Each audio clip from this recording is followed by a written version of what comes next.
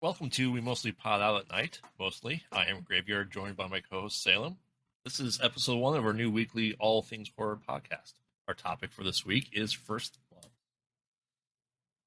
So, our first topic that we're going to be discussing is our first horror movie. You know, how old you were and what would you consider the gateway to horror or anything like that. So, Salem, what's your first horror movie you can call watching?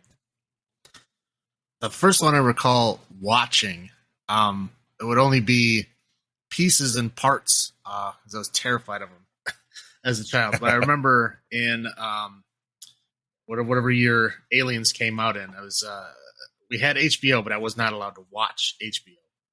So it was one day when nobody was looking. I turned on HBO, and it was the scene in Aliens where the alien jumps on, the big APC truck that Ripley's driving. And it's the scene, the alien like sticks his mouth through the window, and then she stops and runs it over, and it scared the crap out of me. So I turned it off really fast, and then I was terrified to watch that movie. That's the first horror element I can remember watching, and then being scared of. And then I think the next one after that would probably be the scene in the Roach Motel, and I think it was that Nightmare on Elm Street 4. Where she's working out and she turns into the roach, like her arms break. I believe that was either number 4 or number 5. I think is that the one. 4 is where she took their powers. Yeah, I don't remember. I just remember I remember watching the movie. I only remember that part because I'm terrified of bugs, large bugs, and of course that hit me hard, and then I can still remember that scene now. I don't think I've watched that movie again since then. I should know because I just watched these a couple weeks ago. I want to say it was number 5 because that's when she got the new group of friends, and I don't think she was taking their power. I don't know what power she would have taken from that person. She took the powers of her brother. Number 4, that was the martial arts, the scientist. But number 5 was like the comic book guy, right? Okay, yeah, I remember that one. No, I don't think it was the comic book one. I think that one was after. Okay, I could be wrong. I also vaguely remember him eating like a meatball off of a pizza that had somebody's head on it. I think that was the same. Yeah, it was at the diner she was working in. She worked at it in 4 and 5. Mm-hmm. She worked in because Alice was her name. Yeah.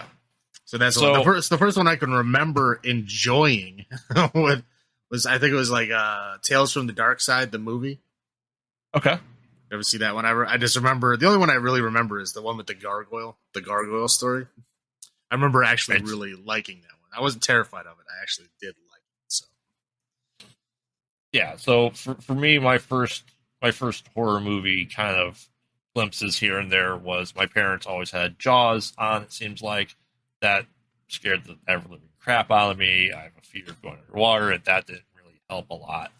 That came out 78, 76. But I recall going family reunion. I had older cousins that were in college when I was young and watching, and they had on the first Child's Play. Older sisters in there, they couldn't watch it, and I wasn't actually that terrified to watch it because I didn't have any stuffed animals or dolls growing up. So it didn't really hit me in that way that Jaws did. But I would say, I remember, I think I always caught glimpses of Killer Clowns from Outer Space on TV. It was always on, but I never had a TV guide to say what it was. So I always saw bits and pieces for like years, never figuring out what it was until. I'm pretty sure that was one of the movies that they just put in to a time when they didn't have anything else to put there. I don't think you could plan ahead to watch that movie.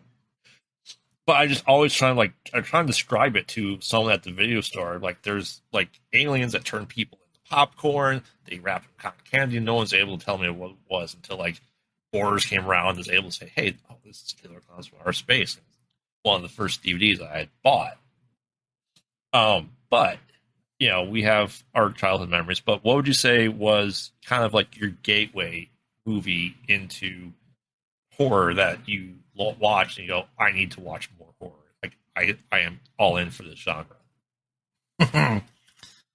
um, wow. I think the first one that I watched that I really thought that horror had something else to it. You know what I mean? It wasn't just, the scary stuff I had seen or just like, goofy, scary stories. The first one I saw was like, okay, this genre really can be good. And I would say that would be the first Hellraiser. First That one, Hellraiser, okay. yeah, it had a lot of like weird backstory and a lot of weird, worlds and just, a lot of just cool, cinematography. I mean, everything about it was just different. It really well done, well made. Definitely scary.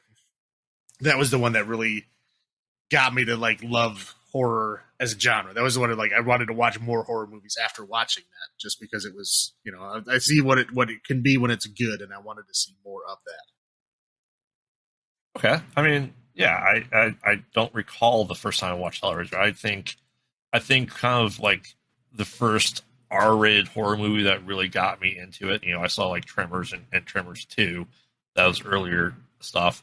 But for me, my first franchise thing that I can deeply remember going, I need to see more, was Halloween, The Curse of Michael Myers. Now, at that time, I knew who Michael Myers was. I didn't realize this was like number 6 in the long line of horror movies, but the character of it, even though it was Donald Pleasance's last movie as Dr. Loomis, as I was maybe 10 or 11, 12. It came out when I was 12. When it came out, and like me and my friends were like, hey, this is awesome. We need to watch more of these. And then we kind of started like making scripts to play Michael Myers and be Dr. Loomis and all that stuff. That really Dr. got Loomis me really is interested. the worst child psychologist, by the way. Just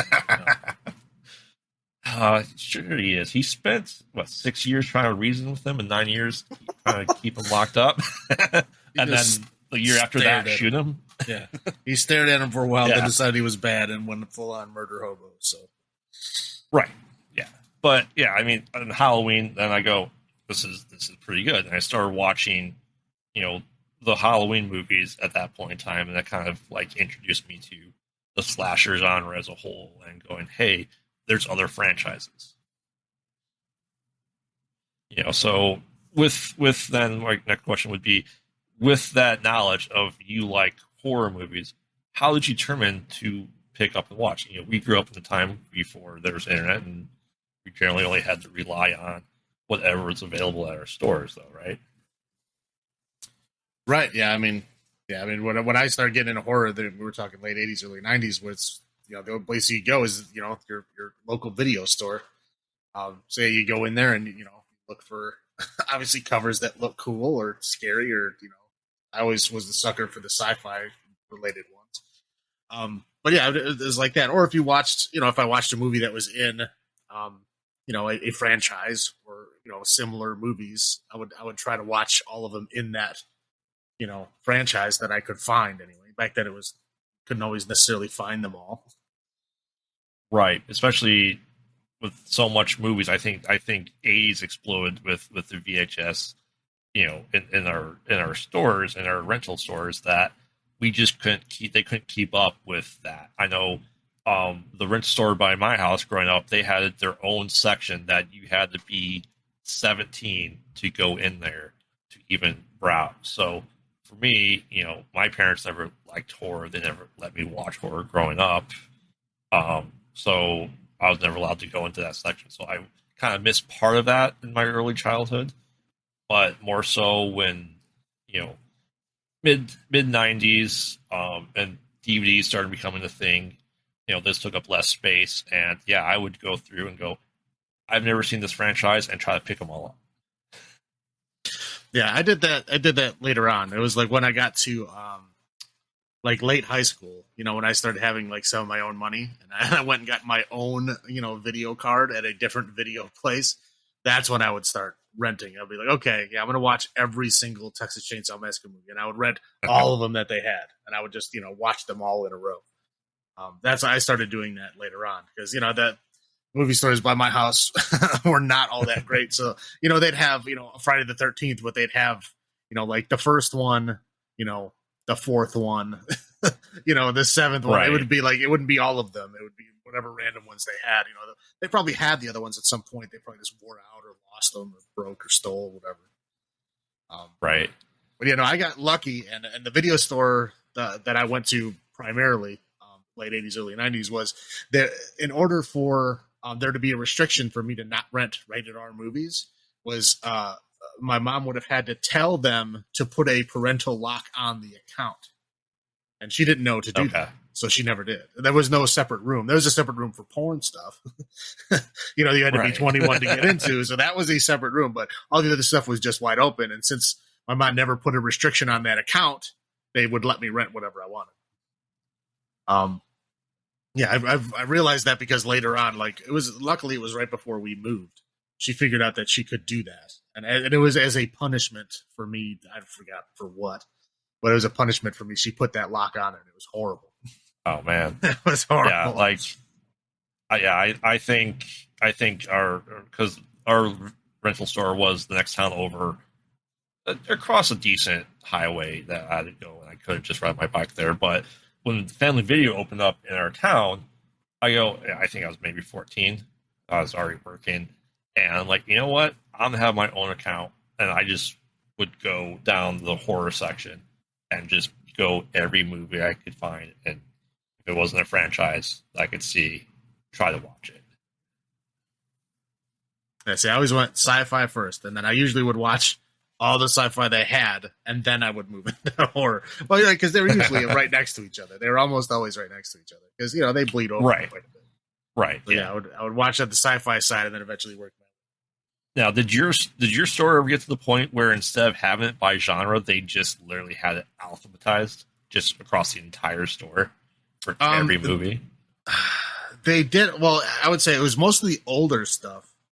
Like the older stuff was all just like stuffed in the back. Like, they had the newer racks where they had the VHS cases like facing out where you could see the art and everything. And, they had space between each one and it looked all nice, Yeah. And then they had the older ones, which were just like stuffed in the back, and they were like, stuffed sideways so they could fit more on the shelf, and the movie was actually inside the box. There wasn't like the separate plastic case that they would sometimes be in. They were just inside that box. And yeah, those were like the older ones or the, I don't know, maybe the crappier ones. I'm not really sure, but those were, I think they were supposed to be in alphabetical order.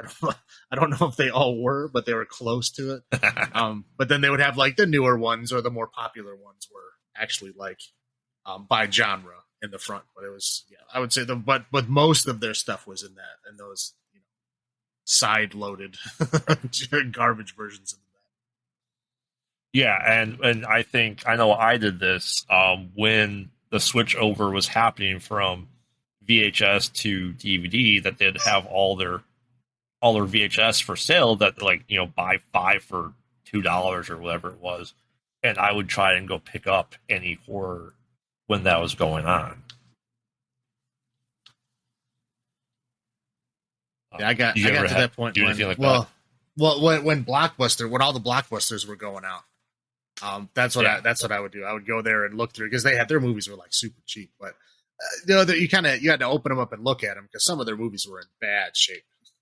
But you open them up and look, as long as they're good, you could get 10 movies for like $10 or $20, whatever it was. You get a lot of them. But I would say probably at least half of my actual DVD collection was probably pulled from Blockbuster and other video stores, but I'd say mostly Blockbuster. Yeah, and for me, picking up horror movies as I was able to drive and get to stores, and just going down to like Suncoast Videos and going to their horror section and just find all the stuff. Like that's where I found out, like, Attack of the Killer Tomatoes had more than 2. There's like 4 of them. Is there really? There's a lot. Yeah, I think they go to France. Of course. They go to Italy first? Yeah. I would assume it would be Italy. No. I mean, first one was, the classic, right? Second one is George Clooney. And the TV show that came out was based off of the second Attack of the Killer Tomatoes because it had Gomez Adams as the doctor in number 2. But I really started just going to the bargain bins of horror movies and just if I didn't have it, I picked it up, regardless of having seen it or not, because it's like $2 or $5, whatever it was. No, I bought ones that I had seen. I wasn't rich enough to have money to buy ones I did not see. That was later. Right. Like I said, it's just like that. The vision and like the story. I think they did an amazing thing with Evil Dead. Yeah, with the $5 that they used to make it, definitely. Right, and it was, and instead of the final girl, we had the final boy, and realistically, Ash wasn't even the hero. Like Scotty did more damage to the Deadites than Ash did. Like Ash would refuse to do anything about anyone that was turned, while Scotty kind of took charge, and it kind of was a good lead up to the overarching story we've had for almost 40 years now of Evil Dead. But like I said, that's like, all right, you can have low budgets and make a good movie. So, we talked about briefly, the aliens, haven't seen that scene and kind of scaring you, but can you remember, it could be any type of movie, horror or not, there's obviously scary scenes and other things that really scared the crap out of you as a kid, Yeah, well, definitely is, when I was a young child, we lived in a not so great neighborhood. And we didn't have any air conditioning, of course, nothing like that. It was a really, really hot day. Me, my mom, and my sister decided that the only way to get out of the heat was to just go to the movie theater, right? You watch whatever movie is on. They always got air conditioning in movie theaters. We'll go do that. Right. So we go to the movie theater, and E.T. is playing, which is a huge movie at the time. So we jump in and watch E.T. It's supposed to be kid friendly and all that kind of stuff. I was like, great, let's just do that. So we watch it. And of course, it was still hot when we got out. So we just went back in the same theater and just watched the same movie again. And we did that twice. So we watched it a total of 3 times in a row. And then when we came out of that third showing, there was a guy in the lobby of the theater wearing an E.T. suit. Now, I'm not exactly sure what happened between me and my sister and this man in an E.T. suit, but to this day, my sister can't go anywhere near anything E.T. related. Like if she sees a toy or a statue or even the movie, she like gets freaked out and she has to leave the room. And me, I'm not as that bad, but I'm still uneasy around E.T. I have not watched E.T. since then. I don't want to. Right. But I can see clips. I can stand to be in the same room as a toy or a statue of him. He always makes me uneasy. I have a... Go ahead. I would say, would your sister be afraid of the new commercial that E.T. and then Elliot returned for that was like last year? Yeah. Yes. Wow. I had a nightmare that night about E.T. that I still remember to this day. Like it just happened yesterday. I remember it vividly. I can still remember the layout of the apartment we lived in at the time because of this nightmare, because I can see the layout of the apartment in the nightmare. Right. And it was E.T. dressed as an old lady like he does in the movie. Yep. Tricked my mother that he was the babysitter. So my mother left the apartment and left us in the care of E.T. And E.T., dressed as an old lady, ran into our room. Me and my sister had bunk beds. I was on the top bunk. And he grabbed my arms and started spinning me around in circles. And as a child, I was terrified. And I woke up falling off of the bunk bed onto the floor. Wow. Yeah. And I was still like, whenever there was, like the monster in the closet or the monster in the shadows or whatever, with me and my sister, it was always E.T. For the whole rest of our childhood, whenever we were scared, E.T. was hiding in the closet. E.T. was hiding in the dark. My sister was always convinced that E.T. was sitting on her dresser when my mom turned the light off in her room. So that movie traumatized me for Would for a you, long time. did you ever think of just putting Reese's Pieces on the floor leading to the closet? No, and that's the funny thing is Reese's Pieces is my favorite candy. Like, so I don't know how that happened. I don't know how I ended up liking Reese's Pieces, but disliking ET. I don't know how that happened. Because you were about 5 or 6 when that came out. Yeah, right? I was It came out 84. Yeah, I was a small child at the time. I mean I can see that. I definitely can. E.T. was kind of creepy and not like the Mac and Me horribleness of the aliens, but like a pretty put together, well alien creature. I can see that. There was scary elements. There was trauma, or especially the feds bursting into the house. I mean, there were scary moments in there. Well, yeah. Sure. I mean, guys with radios are threatening. Right, yeah, they're all radios. They're all pointing radios at each other. Well, yeah, just like, the hillbillies in the woods all had flashlights. Right. But no, I did not watch that remastered version when it came out. I heard all about it. I saw the pictures. I didn't watch it. Like, I still don't like that. I still just stay away from it. Yeah. Yeah. So for me, it seems to be a trend. Spielberg, it's Jaws, as I mentioned a little bit earlier. I said Jaws. My parents, for some reason, my parents always had it on, and they thought it was okay because it's a shark. Therefore, it's not really a horror movie, even though it's a nature type movie, right?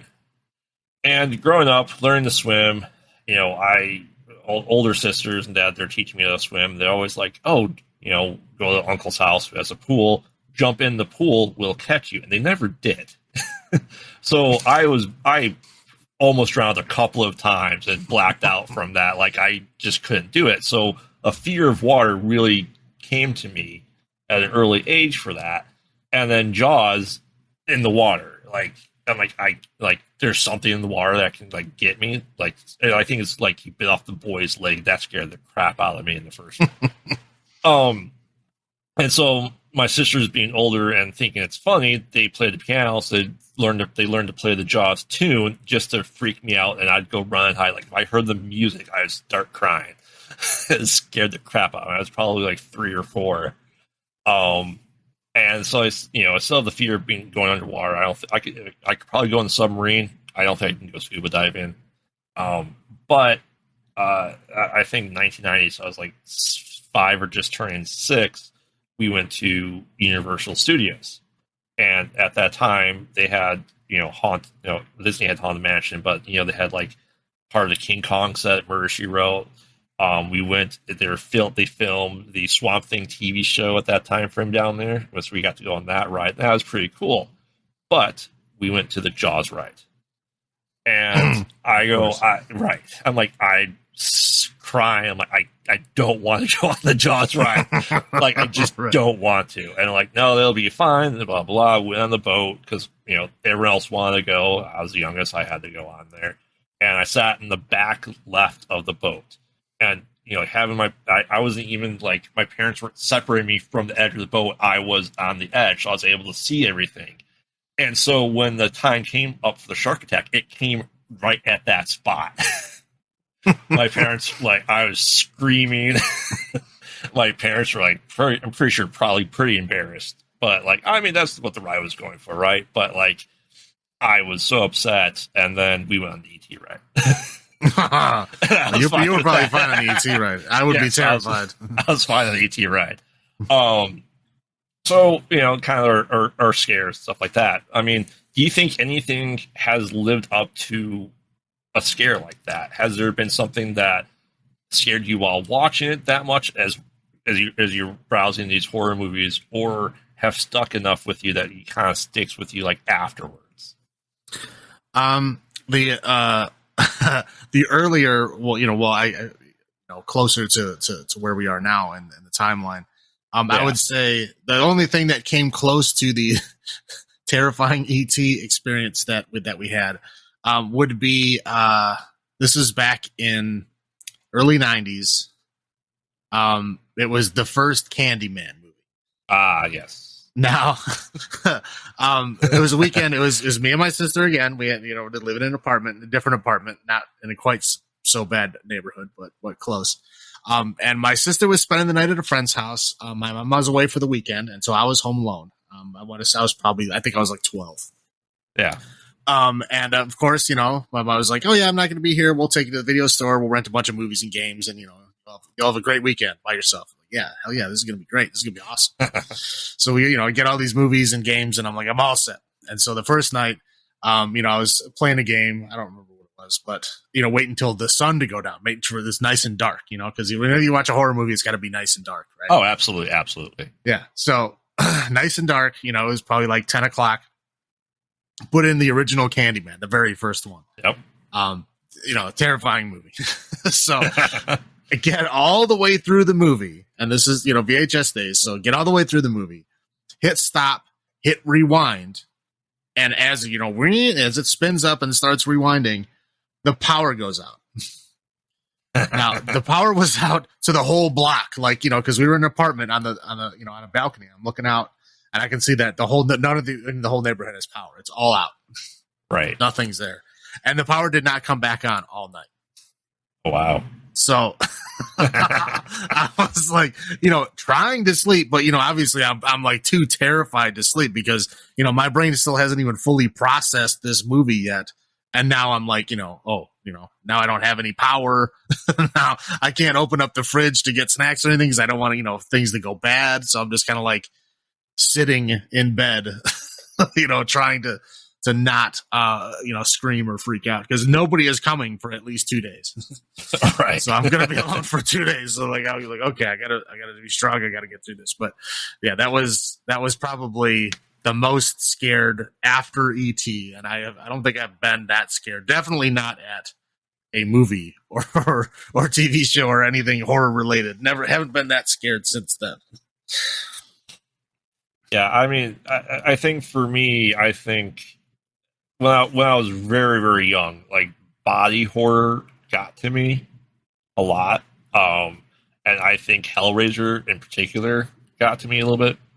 I think I can remember having dreams of being torn apart by the Cenobites, right, with hooks and everything.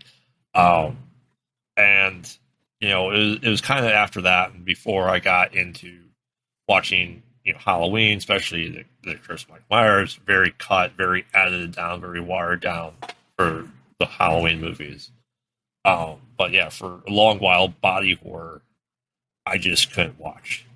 I'd have, I kind of, every once in a while, I have sleep paralysis and stuff like that. Like, if you feel like you can't move, and that's always remind me when I was growing up that I had it, that was like something like Hellraiser, where I'm just like, can't move, they're going to get me and tear me apart.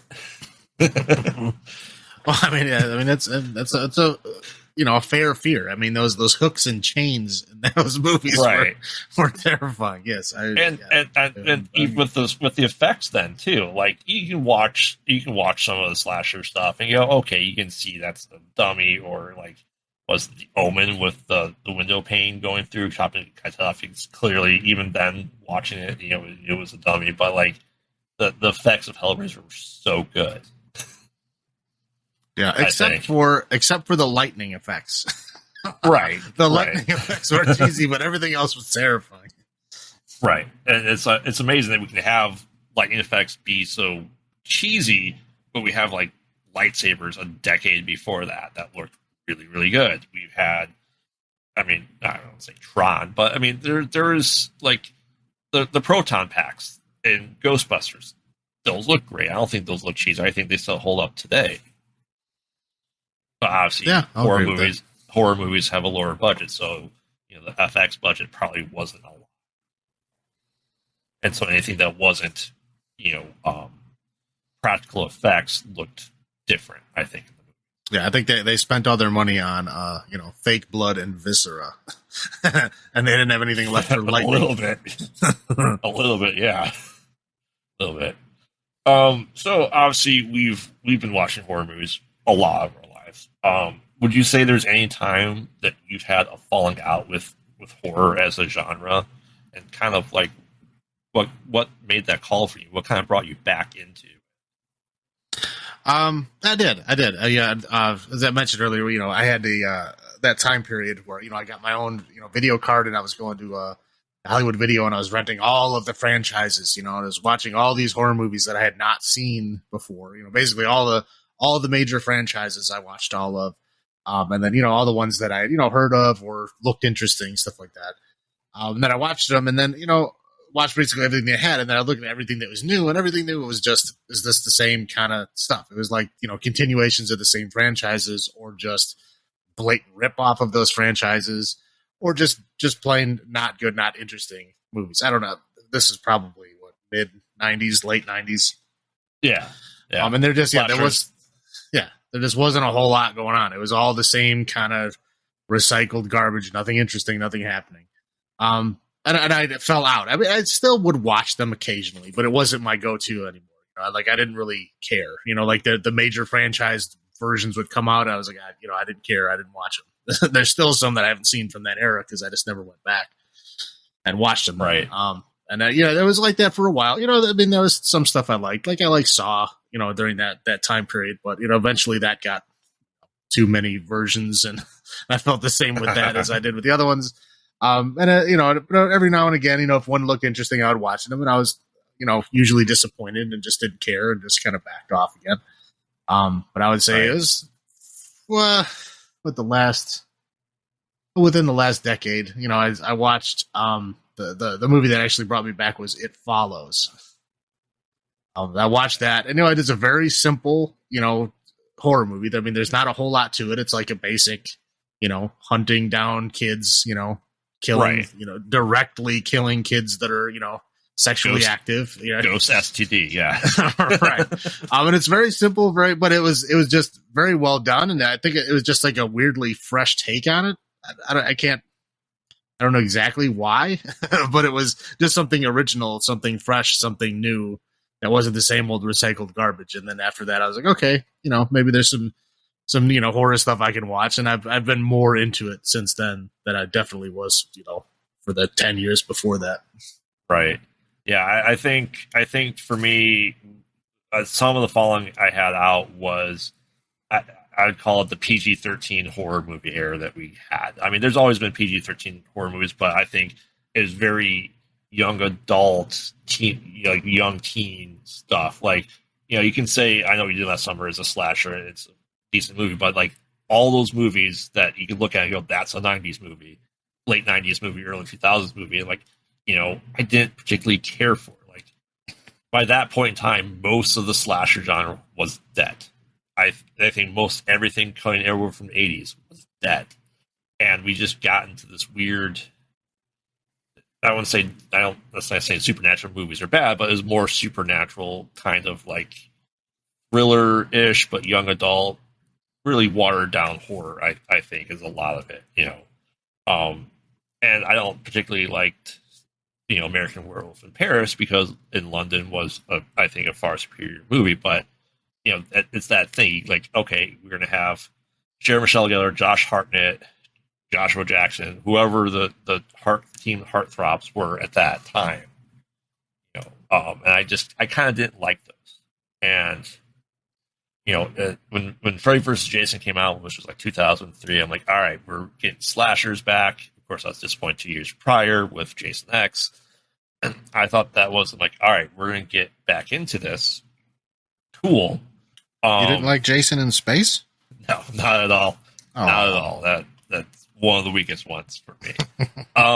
But he had a cool mask. That's true. It's a cool space mask. As you mentioned, Saw, and like Eli Roth appearing on the scene, like, with Cabin Fever. I'm like, all right, simple movie, right?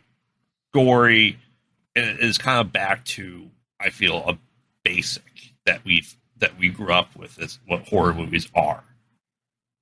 And then, first saw some gore, not a lot, and they just became gore fest. But like I said, Eli Roth, I tried anything that he made. Hostel, loved. Hostel 2, I loved. Cabin Fever, absolutely loved. And Saw 1 and 2, I really enjoyed. I think they're good stories, and going from there. But then we kind of got into that, gore fest for like a couple of years there, where like Saw did really, really well, Hostel did really well, and everyone else is just trying to up the gore factor to the point where it was just that. Like, there wasn't much substance to it at that point in time. Just seeing who can have the most blood on screen, who get away with the most of it, right? And yes, I always watch the mainstays that came out there. Obviously, H2O came out in '98. Did watch Resurrection, Halloween Resurrection, and I thought that maybe we would get more stuff as more genres were getting picked up, like Texas Chainsaw Massacre, and some of the stuff didn't really live up to it for me, and I kind of fell away from the slashers because that was a dead genre. But yeah, like I've always watched horror movies a lot, but that area, that about 5 or 6 year span there, I just really didn't care for much that was coming out. But yeah, I mean, a good premise, a good simple movie. I think we're back in like this golden age of horror, that we have originality back, that we have good stories, atmosphere, world building that we didn't necessarily always have growing up.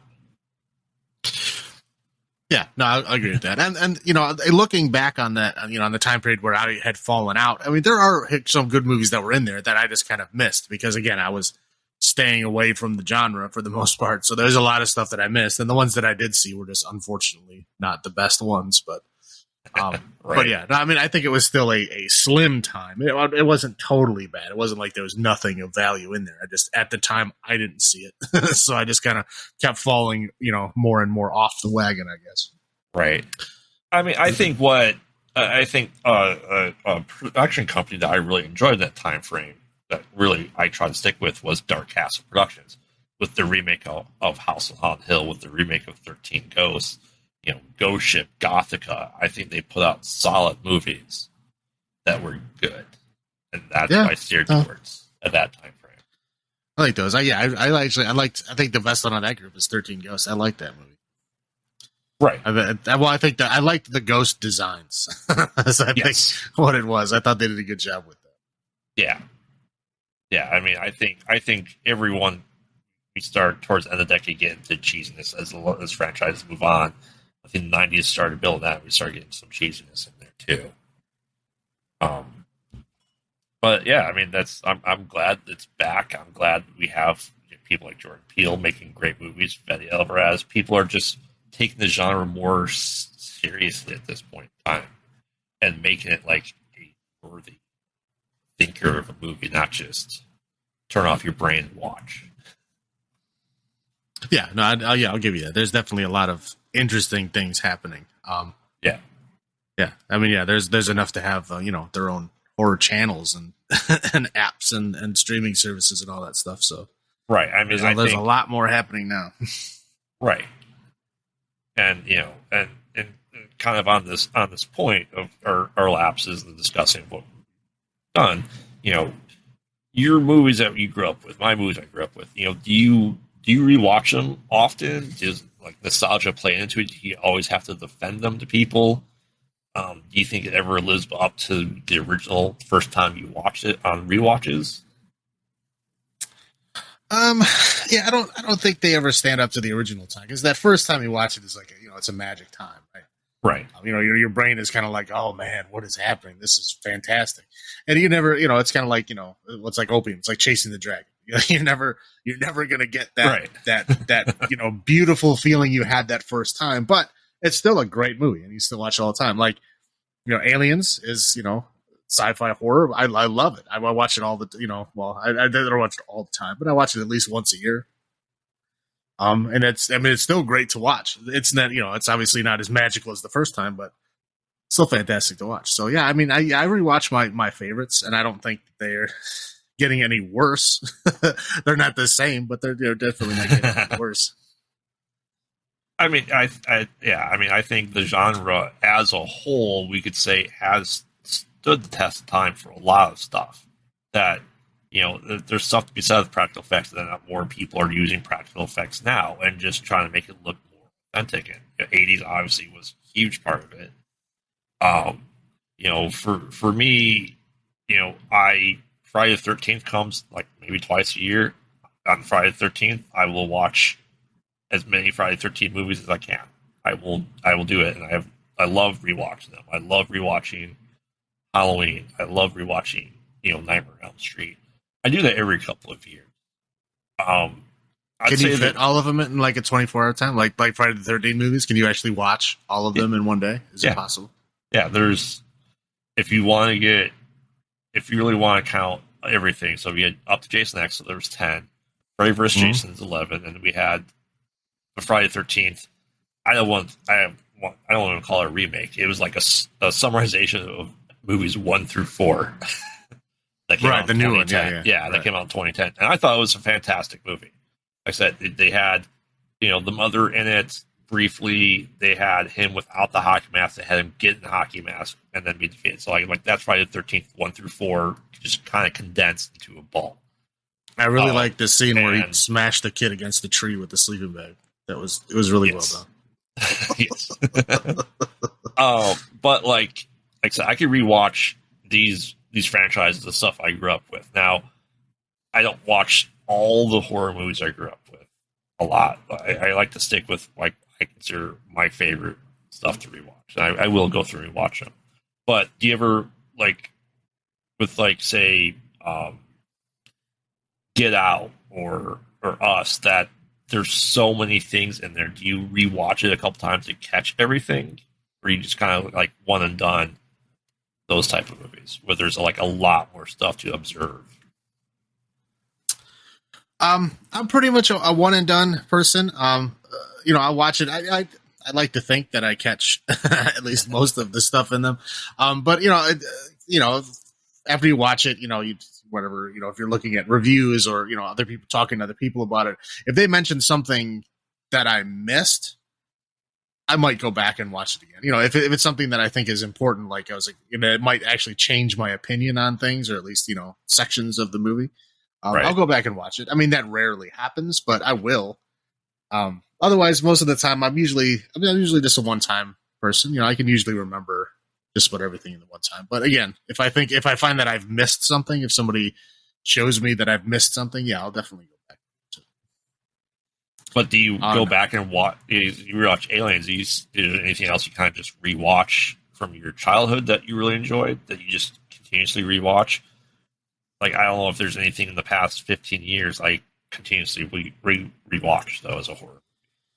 No, I don't. Yeah, I mean, I don't have anything. I mean, there's things that I definitely want to own that I would want to watch again at some point. It's more like if somebody's over that hasn't seen it, I kind of want to make them watch it more than me watch it again later. Like I wanted to share it with somebody who hasn't seen it because it's good, rather than me having to watch it to refresh myself, which I will.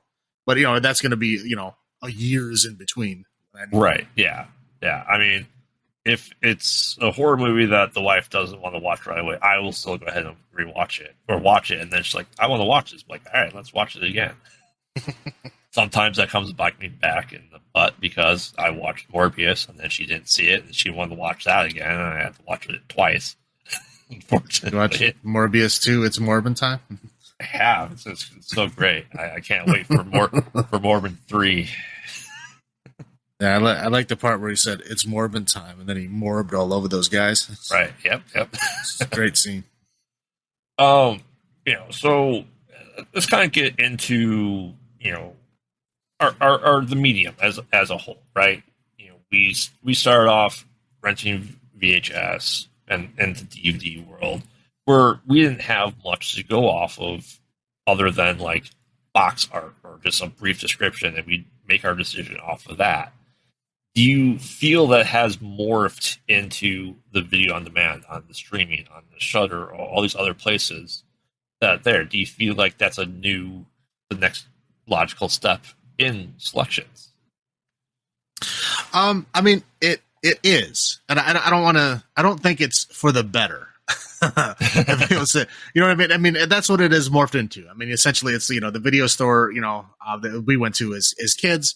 You're looking at all these physical boxes on a shelf, but of course, in those days, there's always the risk of like you find something you like in the movie, that movie wasn't there. Somebody had already rented it out, which sucked, but right, it happened. But obviously, video on demand, you don't have that problem. But yeah, I don't think you don't get the same effect. I don't know. Like I don't know. I don't know if I have like screen blindness or something. Like when I'm browsing stuff on a streaming service, I don't know. It doesn't feel the same. I get bored quickly.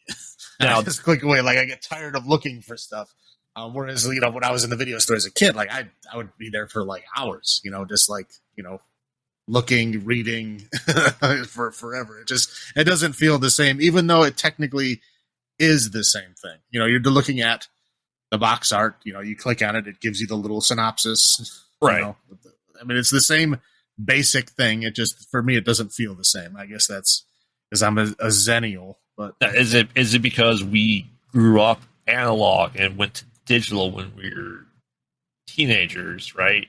Like, it happened in our, before 20s, maybe, like that. It kind of went to that part, where things started going digital and stuff like that.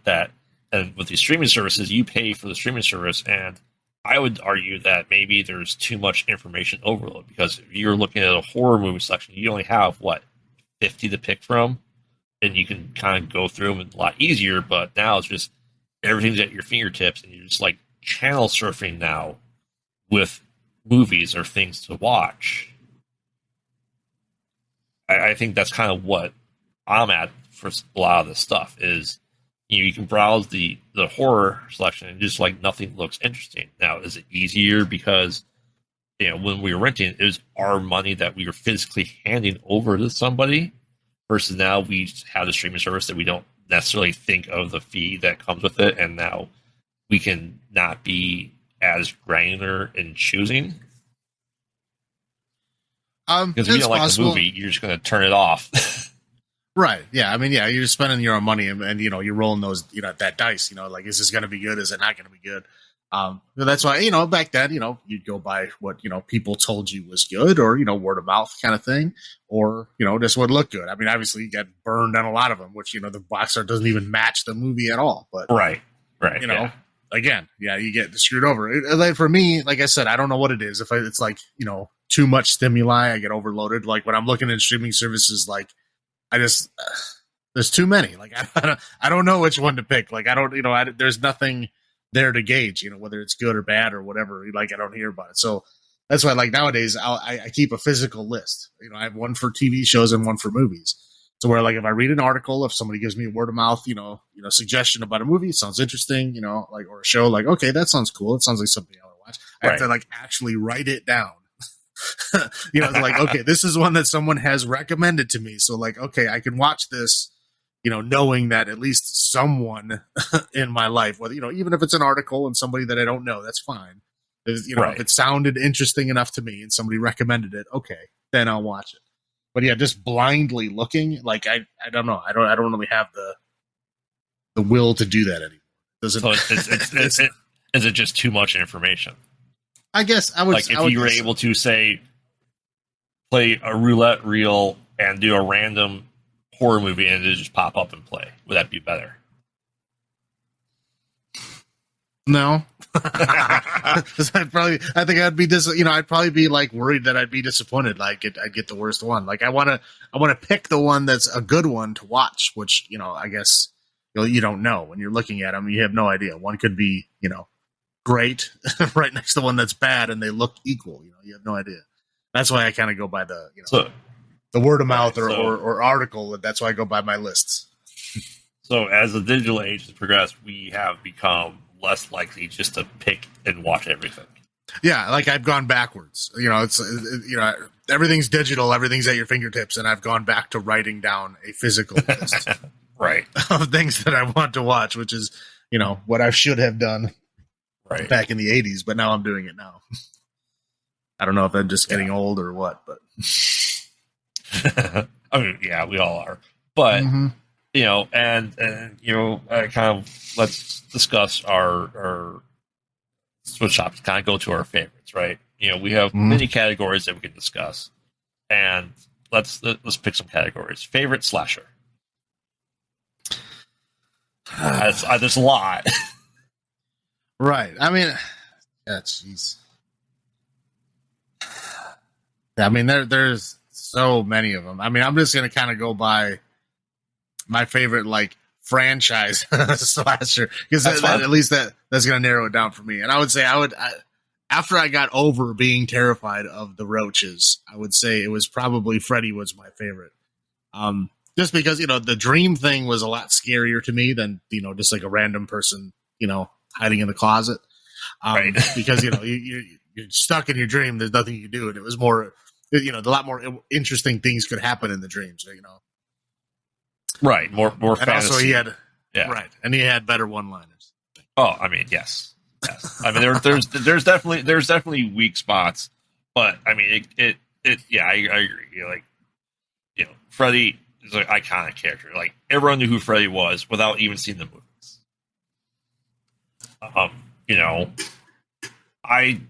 Slasher wise for me is Halloween.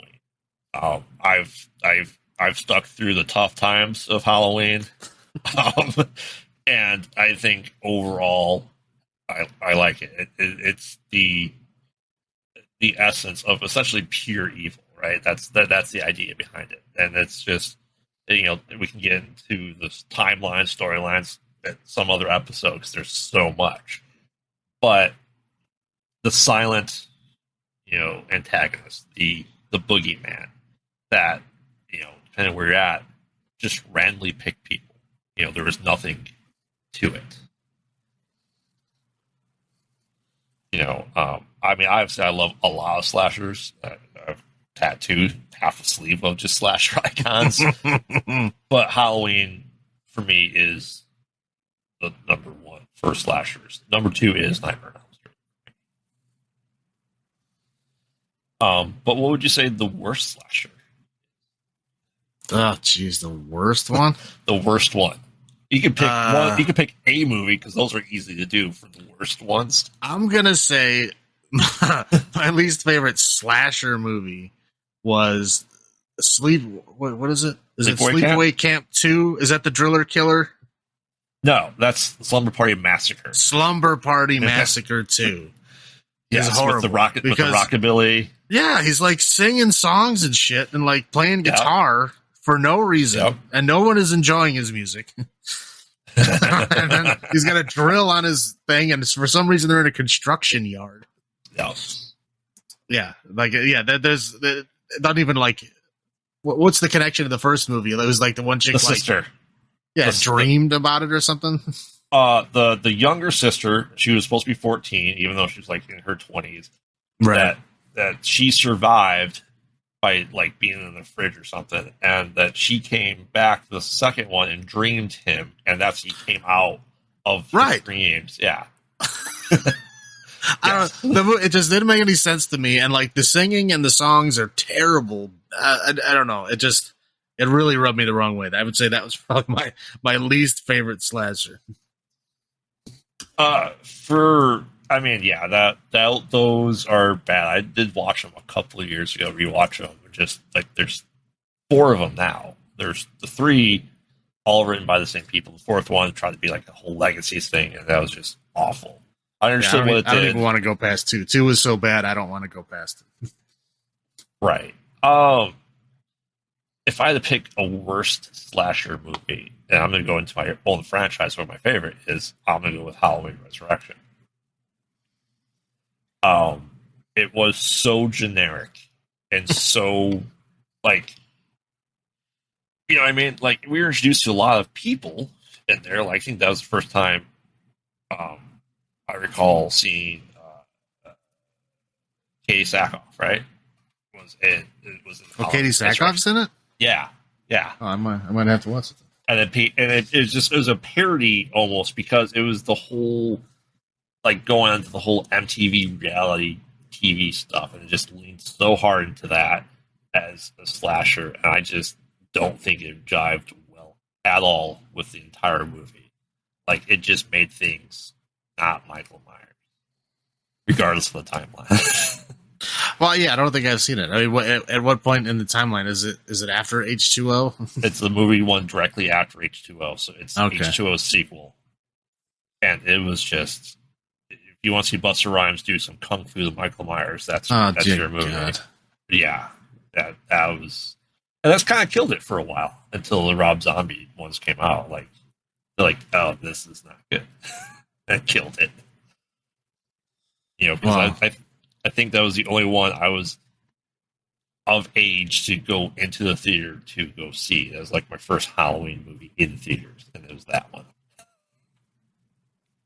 Resurrection? Yeah. Yeah, it sucks. Yeah.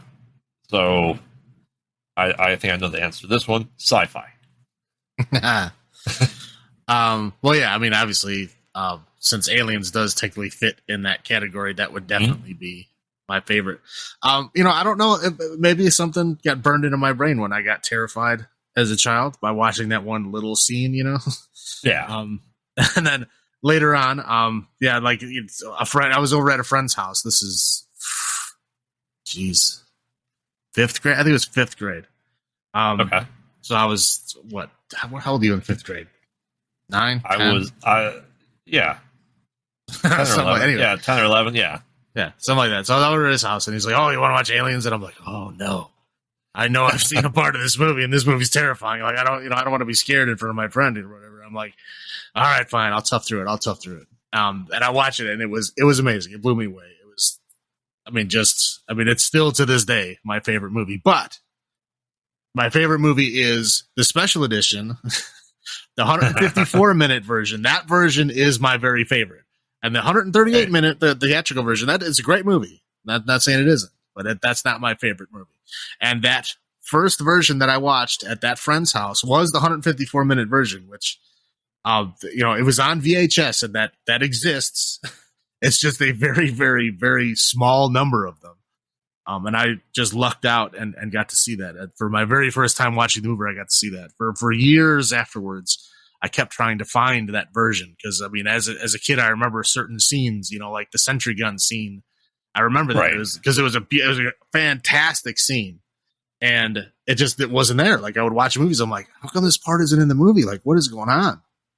And that's actually, the very first thing I looked up on the internet. As soon as I got access to the internet, that was the very first thing I looked up. What is up with Aliens and the sentry guns? I need to know.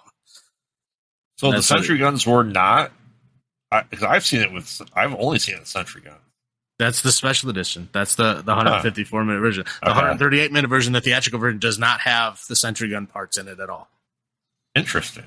Yeah, it doesn't have the sentry gun parts in it. Yeah, it does not have the part where they're trying to talk about what the aliens are, where they're talking about, like, what are they, ants, are they bees, blah blah blah, that kind of stuff. Yeah, all that is cut out. I mean, there's a lot of stuff that's cut out. And don't get me wrong, it's still a good movie without that. It's just not a great movie without it, in my opinion. But yeah, that's obviously my number one. For me, my number. Go ahead. I'll say for me, the number one sci-fi is going to be the first Alien. I think I know you're more of an action guy, and that's why you really like Aliens as well. It's a lot of action. I like it's almost a slasher at that point. It just it basically is, yeah. But it's sci-fi because it's an alien, you're in space, and I consider it to be in the sci-fi category. It definitely is. Yeah, I mean, it definitely is. You're on a spaceship in space. That's definition of sci-fi, and with an alien, right? The xenomorph is not on my horror tattoo sleeve; it's on my sci-fi leg. Well, along with Predator, right? I mean, as you know, most horror purists don't consider it true horror. It gets labeled as sci-fi more than horror, but I mean, obviously, it has both elements and. Right. I'm going to say it. It's my favorite sci-fi. But no, yeah, Alien, the first one, definitely. I think it definitely is. And it's a fantastic movie. Don't get me wrong. It's a great movie. They're both great. I mean, they're arguably, you can argue back and forth which one is better. I mean, they're different movies. Like I said, obviously, you said Aliens is more action. Alien is more, suspense, thriller, slasher. Right. But they're both fantastic. Yeah. So, the worst sci-fi horror. Oh man, There's a lot to pick from. You can pick anything from the 90s. not anything from the 90s. Not anything from the 90s. Not Event Horizon. But other than Event Horizon. Event Horizon is awesome. Right, I'm saying, but you can pick lots from the 90s as sci-fi. That's garbage. Wow. See, that's my problem, though, is that if it's a sci-fi movie, I usually don't label it as bad. I usually find some little element of something that I like enough to not hate it, to not dislike it. So that's a very hard question. That'll say mine. The Relic. Really? Yeah, that or Mimic. Oh yeah, that was the bugs in the subway, right? Yeah. Yeah, there's like 3 Mimics. Was there 3 of those? Yeah. Jeez. They keep making these. I don't know. I don't even know. I don't even hear them. Like I would throw maybe just all the Mimics as the worst. The sci-fi horror. Yeah. But I'll give you that. I don't know. Maybe I'll say, what about the Leprechaun in Space? Leprechaun in Space. Leprechaun in Space would be my least favorite sci-fi movie. How about that? Sci-fi horror movie would be Leprechaun. There you go. I'll take that. I don't even know what Leprechaun it is. It's number 4. It's number 4. Yes. He has a lightsaber. Come on. Yeah. Saves the damsel in distress with the lightsaber. It was like one of those movies I watched. We were at a party, right? Everyone was like, talking and drinking and having fun, and it was just on in the background. And I barely watched it, and I still hated it. Like, that's how bad it was. Yeah. All right. What about supernatural stuff, like entities, ghosts, kind of in that genre? Demons. Right. What do you think would be your top pick for that? I mean, there's a lot to choose from. Right. I'm trying to ghosts.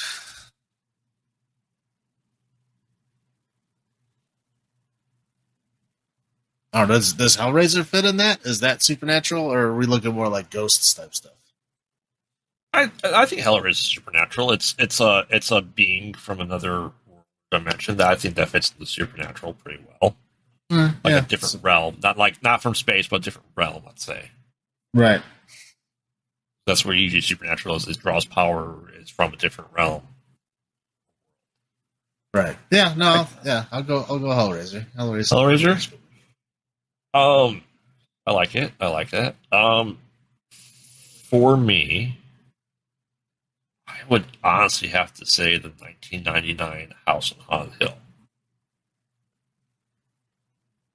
Because there is supernatural, there's obviously ghosts, and I think that Jeffrey Rush did a spot on Vincent Price.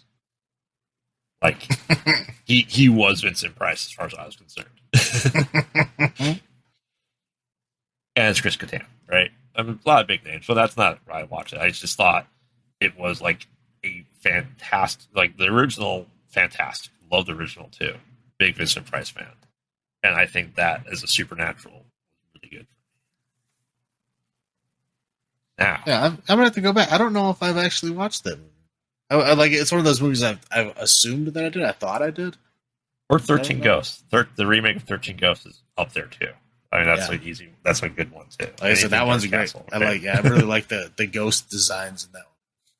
Oh yeah.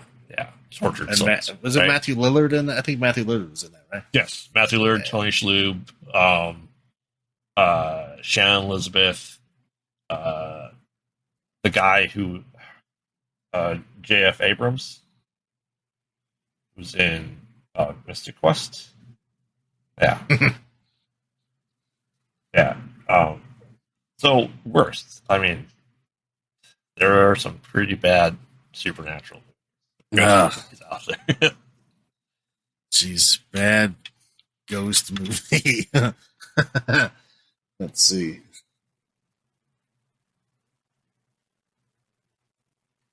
Or supernatural. Right. Go with an entity. jeez. Would anything from the Final Destination list make that?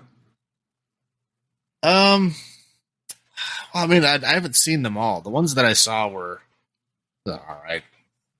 All right. I mean, you can throw Candyman 3 if you want to do in there. I don't think I've seen that one. I don't even know if I've seen Candyman 2 because the first one scared me, so I didn't want to watch anymore. But you watched the new one. Yeah, the new one, the remake I was, yeah. Or not, it's not a remake, but it's the newest sequel. Yeah. Sequel. Spoiler, that's a sequel. Yeah. No, that one was good. I like that one. What about Manos, The Hands of Fate? Is that a supernatural one? Because that's my like all-time least favorite. Is it not about a demon worshipping cult? You know, I don't. It's one of those movies that I know I made it through all the way one time, and I just blocked it out of my memory. Like it's that bad. Yeah. But no, yeah, Manos, The Hands of Fate, yes, is a terrible, horrible movie. So if that one counts, yes, I will say that. It's horror. That's for sure. Right. But but not only that, but it's just uncomfortable. The way it was filmed. It's like, they're filming the scene, and and then the people just sit there and like stare at each other for like minutes at the end of the scene. Like, I mean, I watched a documentary where I think they were saying it was the kind of camera that he had, that it only like filmed in like 5-minute increments or something. Yep. Something weird like that. But it couldn't be below 5 or above 5. It had to be exactly 5. So that's why some of the scenes are longer than they should be, because he didn't bother cutting them. He just like stuck them all together. So it's like all these 5-minute scenes that, even though if the scene was like 4 minutes long, they stand there staring at each other for a full minute before it goes on. It's so hard to watch. It's the kind of movie that even Mystery Science Theater people, they had a hard time. Like even with them doing the riff track on it, it's still hard to watch. Oh yeah. What it's about? Like, you can tell that they're like painfully trying to make it through this movie as well. It's that bad. Right. What about Exorcist 3? Wow. That's the worst. I mean, it was bad. Yeah. I think that's the Heretic. Yeah, I think that's the Heretic. Yeah. That was pretty bad. Yeah. I'll give you that. Good contenders down there. All right, what about like a thriller? It could be, supernatural could be a thriller as well, but a thriller like a murder mystery, if you want to call it murder mystery, even, or just like, I think there's a lot of good ones. I would have to say, like, would you consider The Shining to be a thriller or more supernatural?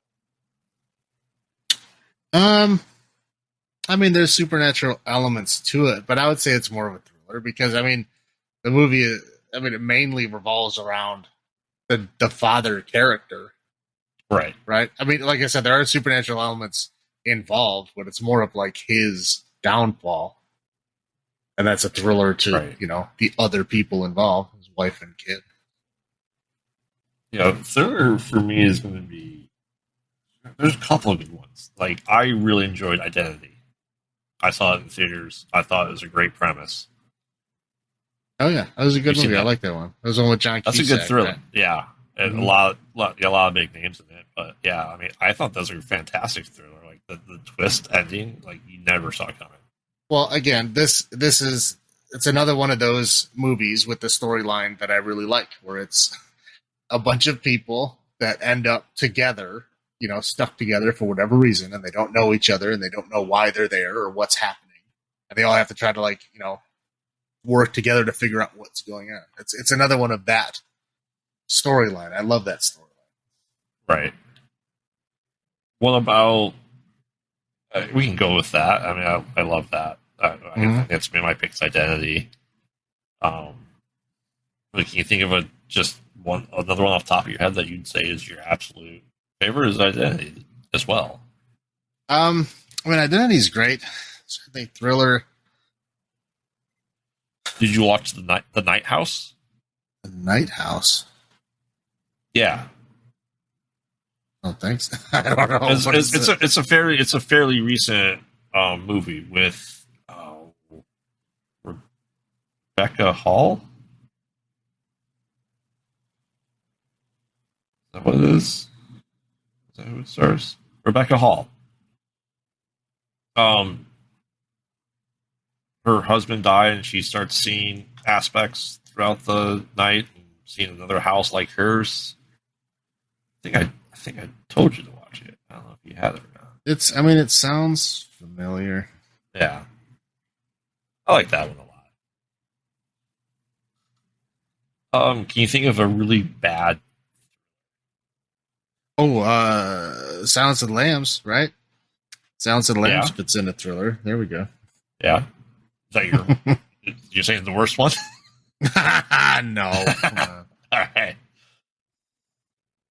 I mean, you could say Hannibal or Red Dragon. Oh God, those are not good. Well, Manhunter is better than Red Dragon. Yes, I will agree with that. But it's the same story. I don't know why they did it better. I don't know why they did it worse. But I don't know. I'd throw those down as contenders.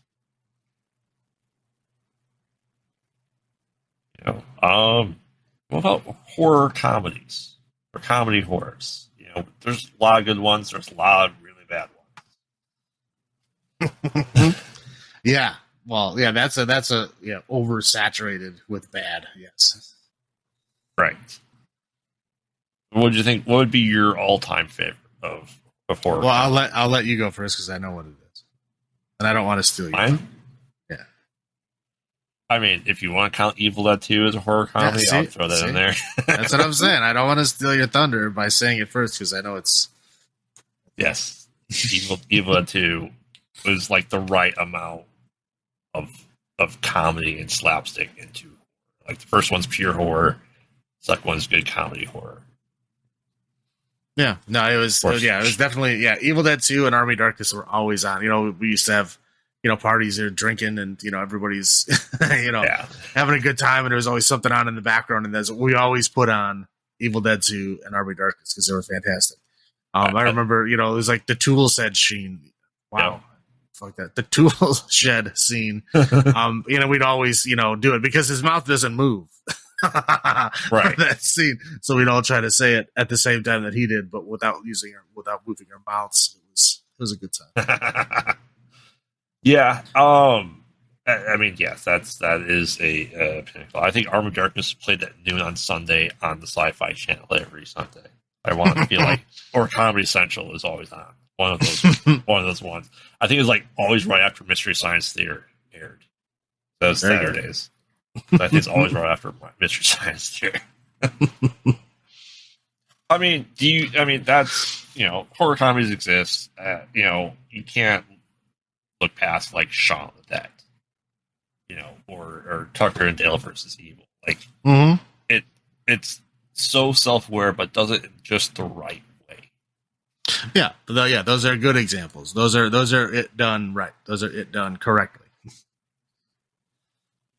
Now, a lot of people, swing and miss, trying to steal that thunder. But so what do you say would be the worst one? The worst one I have seen would probably be Chopper Chicks in Zombie Town. It is a horror. It tries to be funny. It tries to be, it tries to like understand, like, oh yeah, we know we're a bad movie, but we're gonna make it funny, and it just misses. It's just bad. But I mean, there's so many examples of that. I mean, that's just literally one example of. I mean, there could have been 100 movies with, the same quality of garbage, but that's the one I'm going to go with. What about Chud 2, Bud the Chud? Right.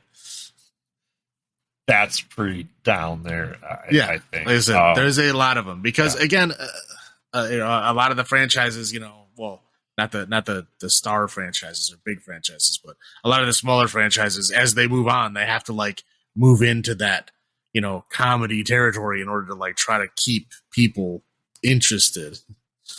because they can't take themselves seriously because no one else is taking them seriously. So they have to try to embrace it, and they always embrace it the wrong way. Right. Yeah. Okay. What about monster? I would consider a monster movie to be a creature or a natural predator, or natural, like, Jaws, Razorback, or Cujo as monster movies. Right.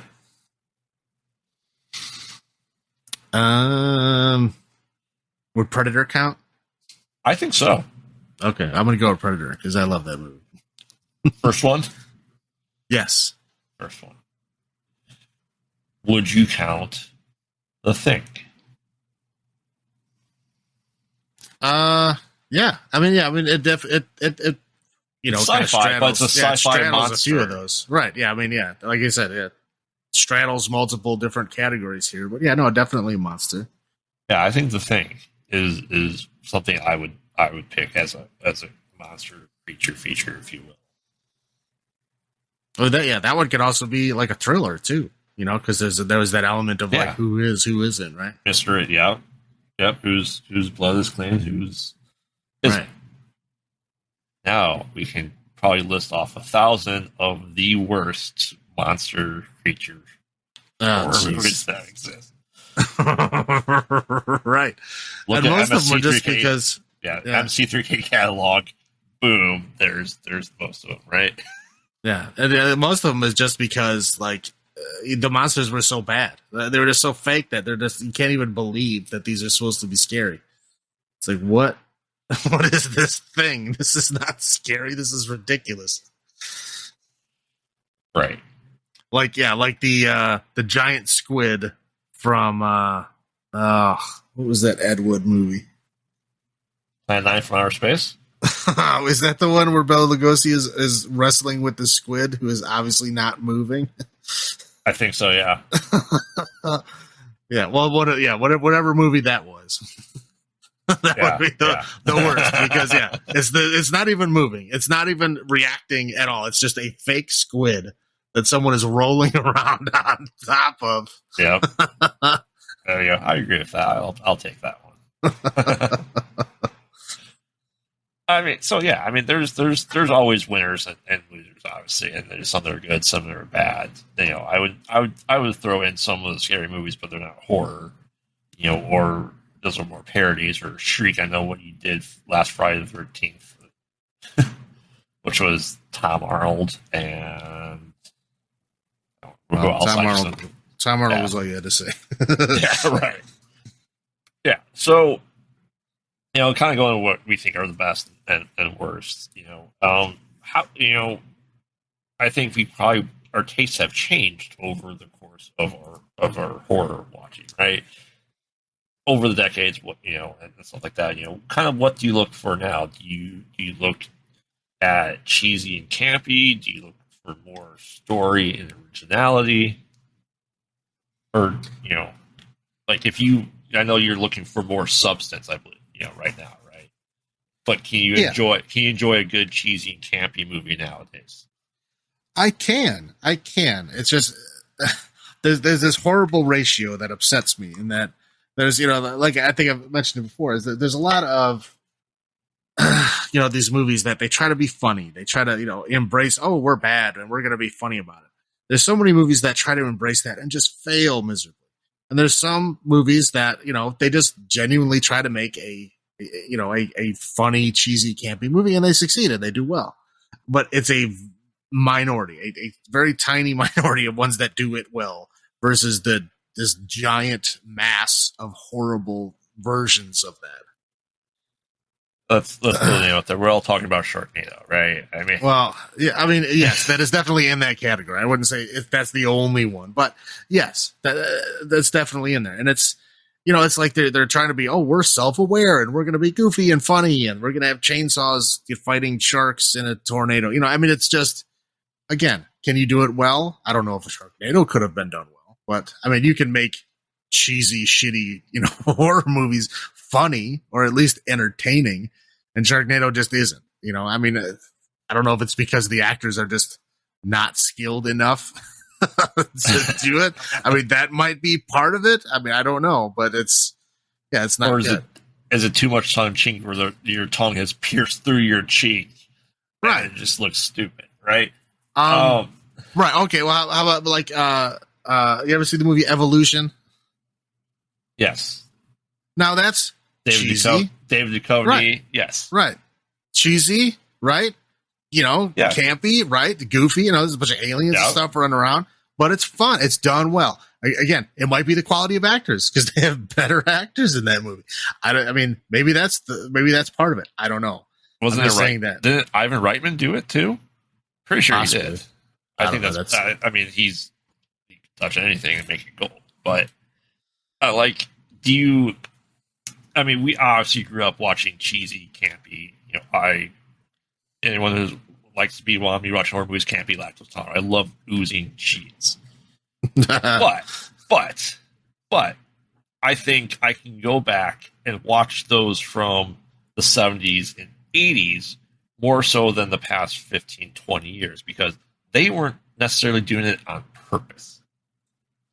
I think like Sharknado being self-aware cheese camping is they're trying to create that campiness. They're trying to create this cult status with these movies off the bat. Like that was their goal. And I think they're not taking it necessarily as seriously because we can go back and say, yeah, some of these things are really cheesy. These things are really campy. Chopping Mall. Really cheesy and campy. We can go back and watch it because they were trying to, I think, make it more of a serious movie. It just came out that way. It wasn't a plan necessarily to go to that path immediately.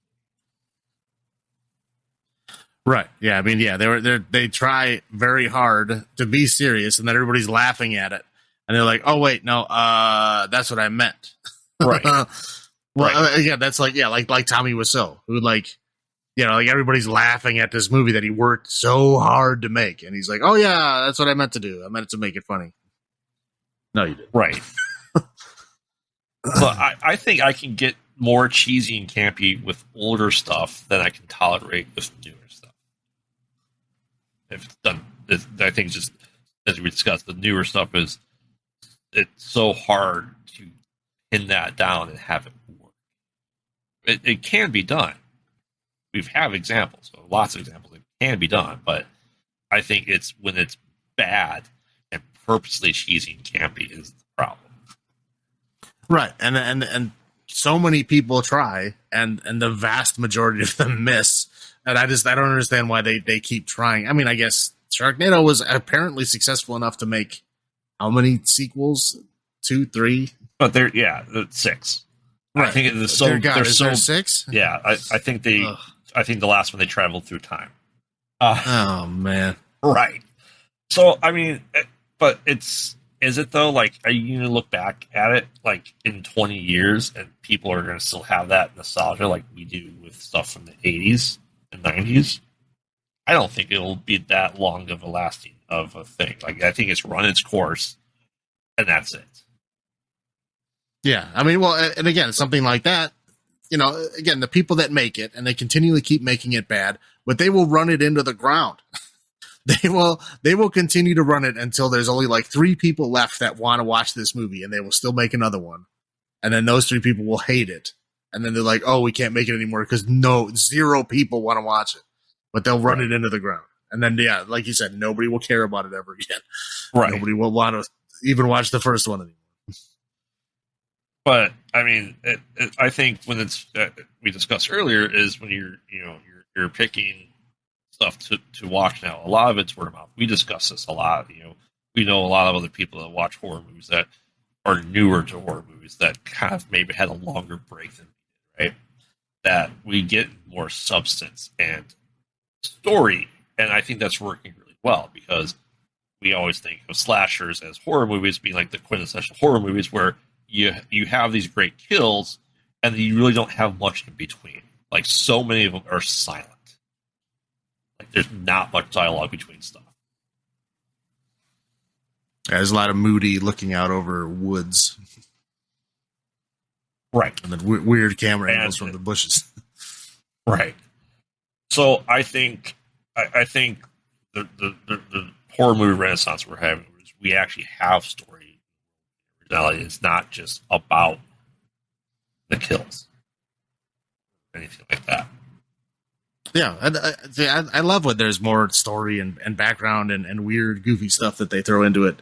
Not a lot of people like that. Not a lot of people like story being thrown into their horror movies, but I do. I always, I love when there's story put into things. I think Midsummer was a fantastic movie, a horror movie in daylight, like all daylight. Right. Yeah, I think like the whole movie was in daylight. Yeah, and that is amazing. That I don't think would ever. I mean, there's other movies that take place in only daylight, but most of them is scary stuff at night. But for the be able to pull that off, I think in the daylight all the time was amazing. Yeah, I'll agree with that. I thought it was great. I'm also a big Florence Pugh fan, so right. And it came out by A24, and A24 puts out a lot of good stuff recently. Other than I think they did Spring Breakers or whatever that was. That wasn't horror, but Ex Machina, the X. There's quite a few like that, right? Mm-hmm. Lamb, Hereditary. Hereditary was interesting. It was very interesting. Or the Witch, the Vavitch. Right. I think we're getting more story that not necessarily has ever been there in horror. You know what I mean? I think we're getting more world building aspects that we didn't necessarily have growing up. Yeah, I love that. I like all world building stories and backgrounds and backstories for characters. But again, a lot of horror purists don't really dig on that. They just want their mindless, they want to turn off their brain and watch people get killed. Right, yeah. By some person that nobody knows who they are. Doesn't matter. Right. Wearing coveralls and a mask. That's all that matters. So with, what we're looking for in the new wave of stuff, let's talk about another medium that this is becoming a bigger thing in is video games. I think we are always, the video games that we had growing up were, very loosely based on horror movies. Like, you know what I mean? Oh, go collect bats or kill bats when you're fighting, Nightmare on Elm Street, or just tie-in stuff like that. And yeah, there's story obviously in the Resident Evil games, and it just became more movie-like, I would say. Do you think we can see with the Dark Pictures anthology, with The Quarry, with Until Dawn, that we are seeing horror being done story-wise better in a video game as a whole than some movies? Yeah, I mean, and not only that, you're playing a horror video game, and there's a lot more stuff you can put into it, right? Because you're looking at a movie, which is whatever, an hour and a half to 2 hours. Well, you're talking more like slashers, or I think they're pretty standard at an hour and a half. They usually don't go beyond that, right? Yeah. And there's only so much you can do. There's only so much options you're gonna have, and if you got a game, there's a million different things you can do, like in like Until Dawn or The Quarry. There's all these different characters where if they were all in the slasher movie, they'd be dead in an hour and a half. But in the movie, they all branch out and they have all their different stories, and they're all exploring different parts of wherever they're at, the woods and the spooky houses and islands and all kinds of stuff all over the place. They're exploring all over the place, and they can all have their individual stories and individual little mini villains and all this kind of stuff. And there's a lot more to it. It's like it's like an extended horror movie. Is it more atmospheric? Are you more engaged in it? Because, well, yes, it's not like you have choices, you have button presses to do, and it's kind of an interactive movie. But with that time, are you able to be more immersed into the world? Because since you're not limited to that hour and a half time frame, like you can spend, an hour, maybe even 2 hours introducing just the characters, right? Right. Who they are, how their relationship is with the other characters that are there, let's say you got, whatever, 8 kids, so you have to explore the relationship of how all these individual personalities for these people are, how they relate to other people, stuff like that. And you can spend, an hour, 2 hours fleshing all that stuff out. So like, later on, hours later, when bad things are happening, you can kind of go back to that, like, oh, they like this person, or, or, oh, they're friends, or they hate each other, so it's bigger moments when they help them or hinder them or whatever. Stuff like that. There's a lot more to it. There's a lot more that can be built to it because you just have a lot more time to put that stuff in. Now, do you think these horror video games have gotten scarier? Obviously, with graphics change and stuff like that, but do you think they're more relevant than, as much as I love, Evil Dead, I love playing the games, but then we have like the Dead by Daylight or the Friday the 13th, where you're not necessarily not too much of a story. You just go around playing as, the victim or the killer, and you're putting yourself into that world, but I don't think it's necessarily like this genre blowing game necessarily. Yeah, no, I mean, I wouldn't say that I get scared from those games, but I definitely do get very, very anxious. And I get very, very anxious from the games where you're just like constantly running away from something. Like there's some like monster or whatever person, psycho killer, whatever it is that you're running away from. And that's all you can do is run away. When all you can do is run away and all you can do is hide and like wait for this person to like move away. And then you come out and then you just repeat it over and over again. You're just getting chased and chased and chased and chased and hiding. And it's just like constant adrenaline. It's just a constant, like, you're like, feel like, you're a rabbit getting chased by a wolf. And it just won't stop. And like those games, again, I don't say they scare me. Like I'm not like scared from it, but they definitely do get me anxious and I get all jazzed up and I can't play them for too long because like, I feel like I get exhausted from, all the adrenaline and all this stuff going on. But I would say I was afraid, but it's definitely affecting. Now, if it's a game that, if that's happening and I have a gun, even if the gun is useless, or, it works on other, monsters, but it won't work on this particular monster, that's okay. I can deal with that, little part of the game. And that's fine. But when the game is just that, I can't do it.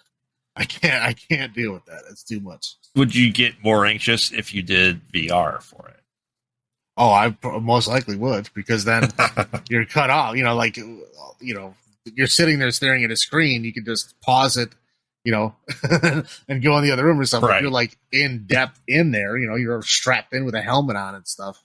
Yeah, I can imagine it'd be 10 times.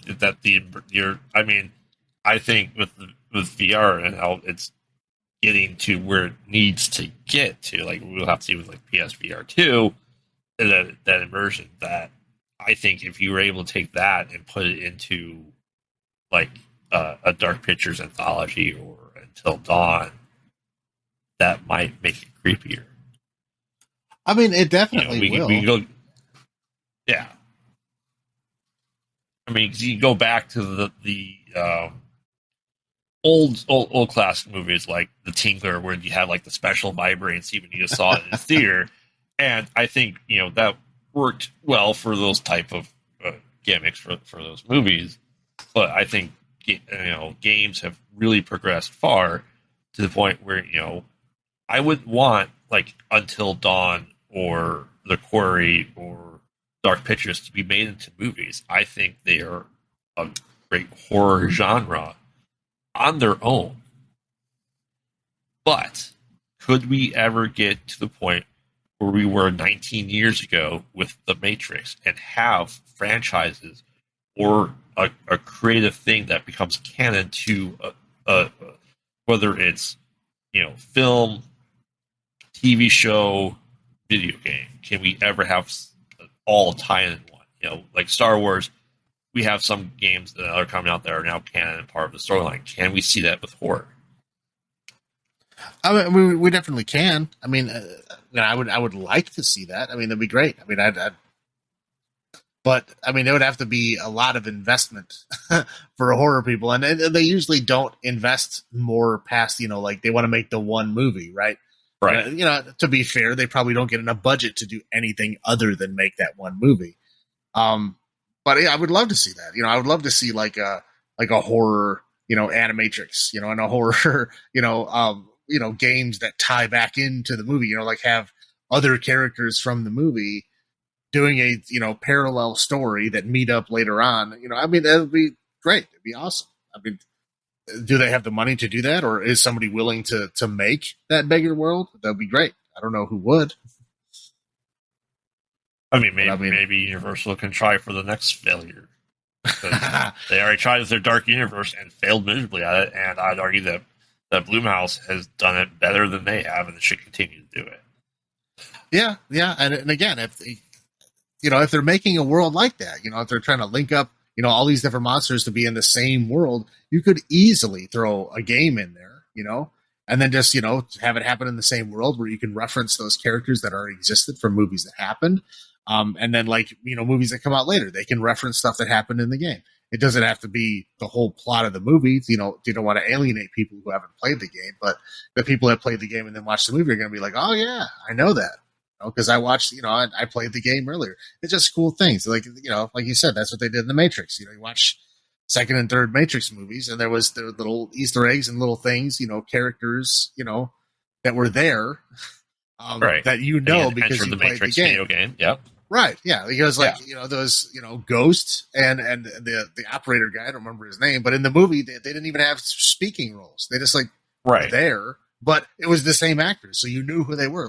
Those characters talked and did a lot in the game that you played. It'd be awesome if they did that. I mean, they could easily do that with like you said, a grand universe type world. You could easily inject that kind of stuff in there.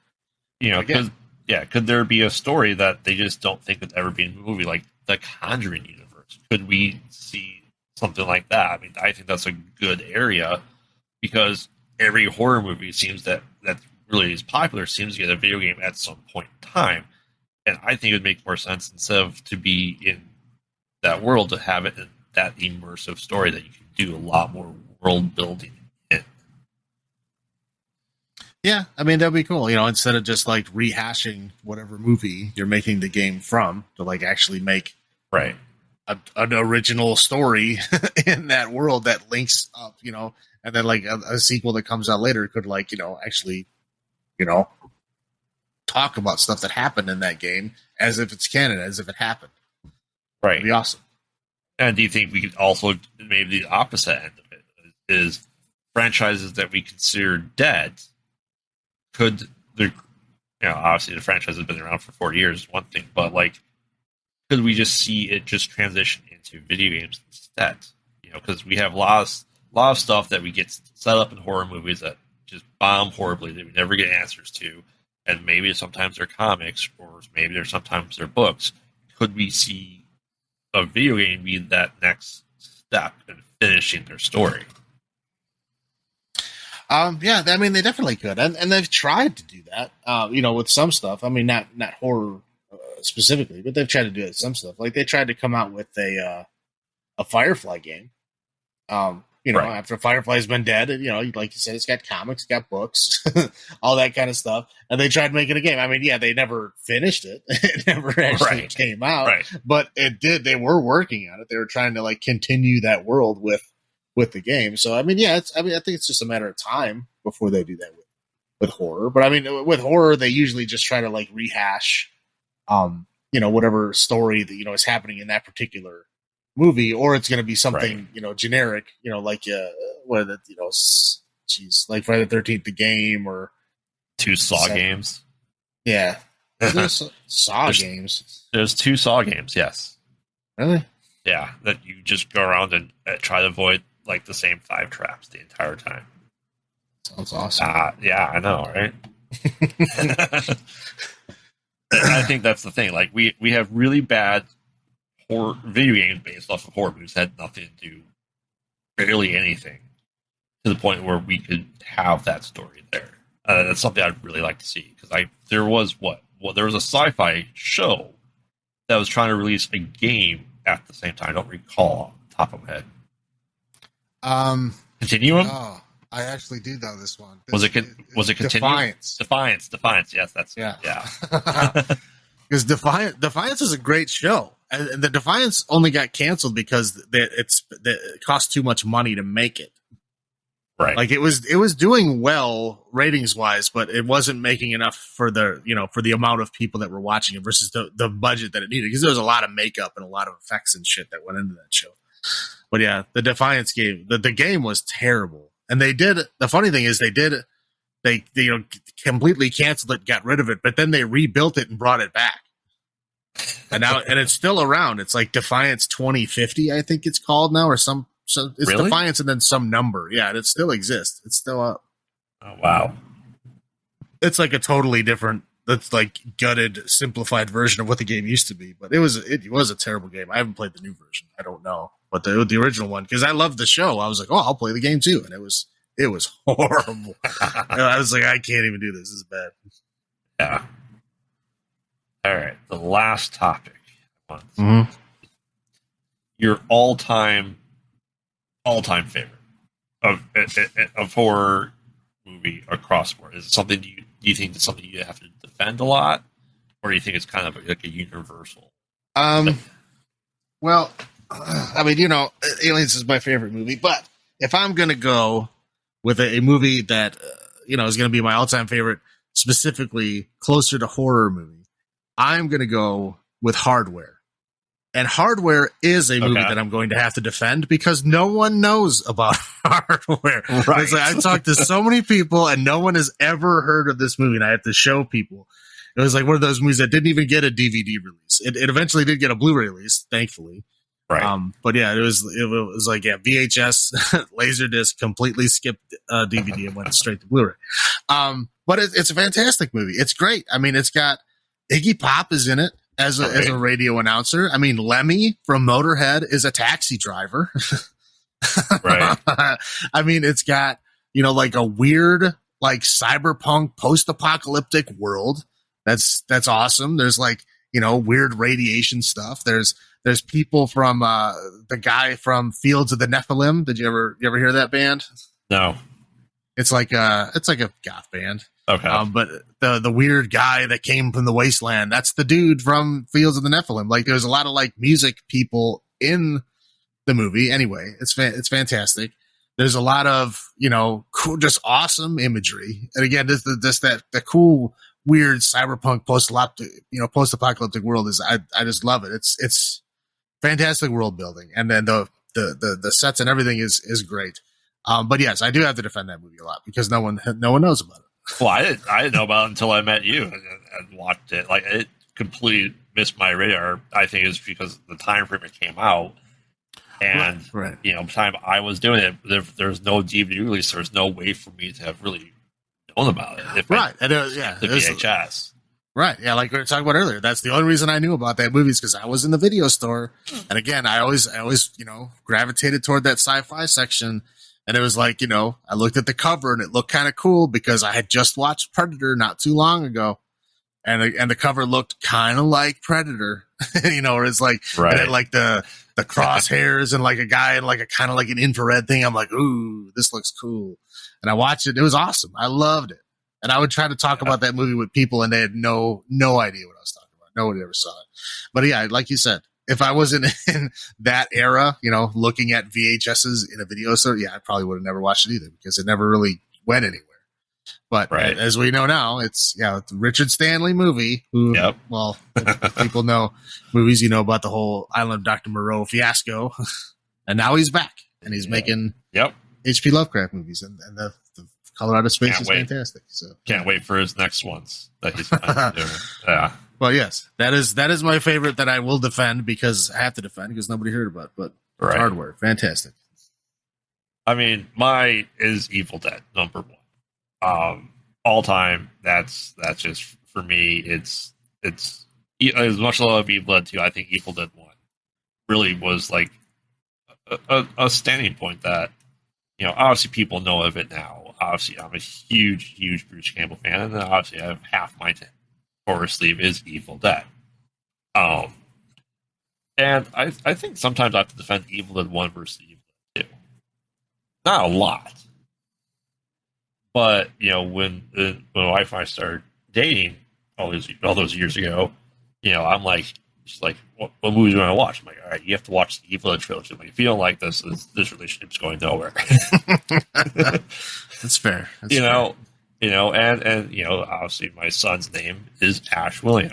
And that's the homage is there. So, I mean, people could say it's campy, it's not scary, that they want to call the sequel. I would call it the Fede Alvarez one a sequel because it's not the same characters, But yeah, I mean, it's anything Evil Dead, I all for.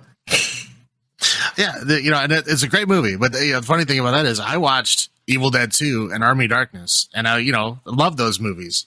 And I was always like, hey, let's go watch Evil Dead 1, and I could never find it. Yeah. I couldn't find it anywhere. Like if this is back at the Blockbuster days. Blockbuster never had it. Went to the mom and pop video store down the street. They didn't have it. They had Evil Dead 2 and Army Darkness. Never had Evil Dead 1.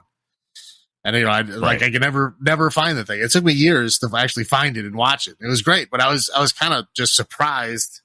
Yeah, like you said, it's like a serious horror movie versus Evil Dead 2 and Army Darkness are being more lighthearted.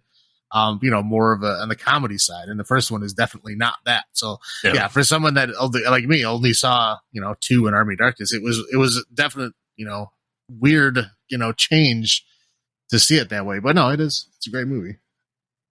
Yeah, I mean that's my all time. Like I said, this past winter went and saw the 40-year screening. I've liked Bruce Campbell enough from it. In 2008, walked many, many miles to go see My Name is Bruce in theaters in Chicago and to meet and greet him. Try to get to the Bruce Fest. I want to do the Stanley Hotel. That didn't happen. I was supposed to thinking about it was going to happen in Detroit. Didn't happen. My eventual goal is to go to a Bruce Fest if they have another one and just be able to watch all of them screen at once.